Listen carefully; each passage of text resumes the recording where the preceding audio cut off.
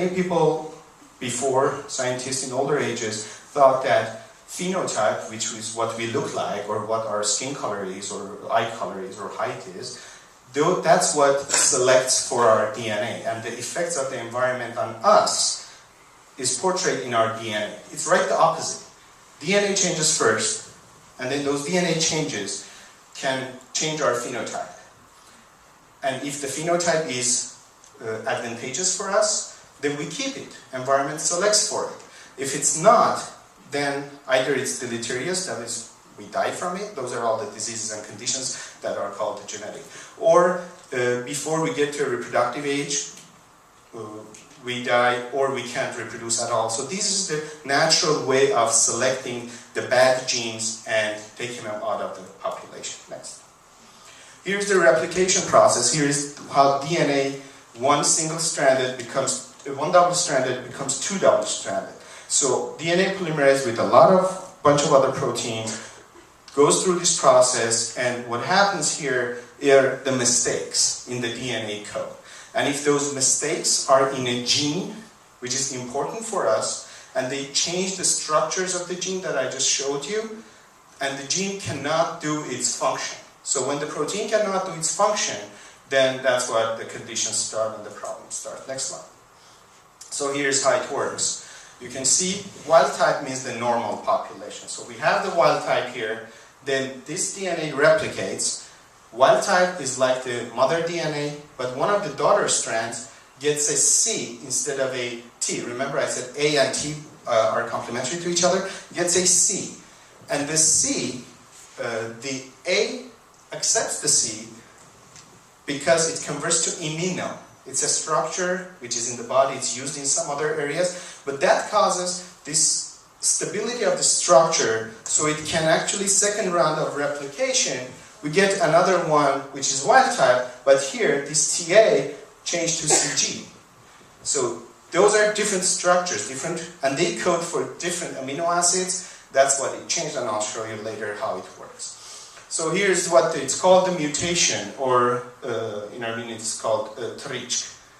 So that's how they mutate, and if the silent mutation means that it doesn't change the amino acid. So amino acid has 20 letters. The top one is the amino acid sequence. So you can see the Q is still Q.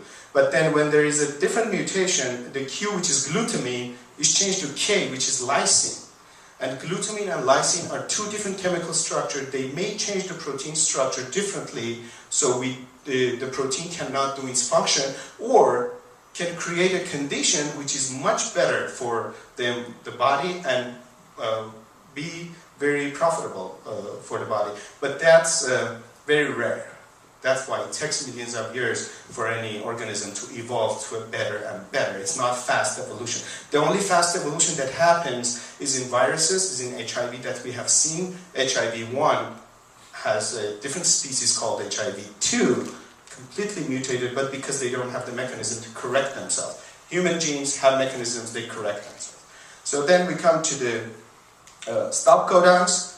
Eventually this process of protein synthesis has to stop. So we have three stop codons, GTA, GAA, and GUA, which code for the stop codons. And if the mutation converts a coding region to a stop codon, so it stops. That means our protein is truncated. It's half. So again, it's not going to do the work for us, right? And humans are diploid. That means we have 2 copies of every gene.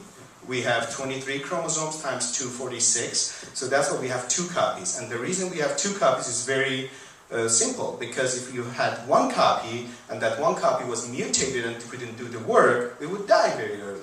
So that 1 copy still keeps us going, and then medicine and so on and so forth can get us to wherever we want to be. Next slide. So here's a little cartoon. You can read it. This is a hereditary gift. So baldness is a hereditary gift. So we get it from our parents, and some will have hair, some won't. And next, how about height, eye color, muscles, some intelligence? Of course, these are all under effects of environment. So environment really has effects on intelligence. So even if we are smart, our brain is proteins work very nice, we cannot, if we are in an environment that we don't follow and we don't use that smartness, then we're going to lose it. Education is not. Education, of course, we have to earn it, and it's not hereditary. And of course, the cartoon. So, now, what is FMF? So now we know how the mutation works, briefly, I explained. We know how the proteins change. Now, what happens in FMF? FMF is an autoinflammatory disorder. It creates and body cannot find the inflammation when the FMF gene is mutated. And therefore, when we have inflammation, we get pain.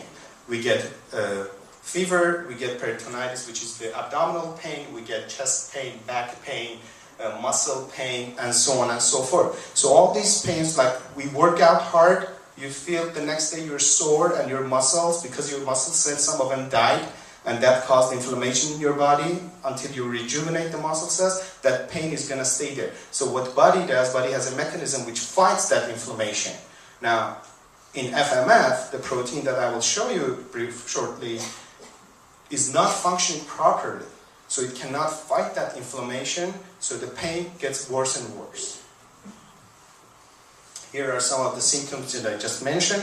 It goes from mild to moderate to severe cases. And there is a way of categorizing those, which I'll explain briefly. But then the most severe symptoms are skin eruption and amyloidosis, which I will get to that next slide. So here is showing that which areas are affected with severe cases of FMF and symptoms. You can see it could be everywhere in the body, but the deadly part is when the amyloidosis gets into kidneys and it blocks the glomeruli. That means the blood cannot filter through kidneys. Kidneys fail and the urea level goes high, and probably most of you know when kidneys fail what happens. Of course, there's toxic. The toxins cannot be cleared from the body, and we go on in a shock and die eventually. Next slide. So here is what I talked. These are amyloid tissues that are, these are supposed to be little areas that blood has to go through, but you can see they're all filled with amyloid tissue, and amyloid tissue is a very sticky tissue. And that tissue is kind of blocking the way in the arteries, so the blood cannot go through and it cannot get filtered, and that's what is deadly in FMF. That's the only problem. When we try to treat FMF, it's not mostly because of pain, but pain is okay, but it's because in future, if it doesn't get treated, the amyloid tissue slowly starts building up, and it can really cause complication in older ages if it's not treated when it's diagnosed. Next. So this is the criteria that we look to diagnose FMF. This is coming from Tel Hashemir Hospital in Jerusalem, in Israel.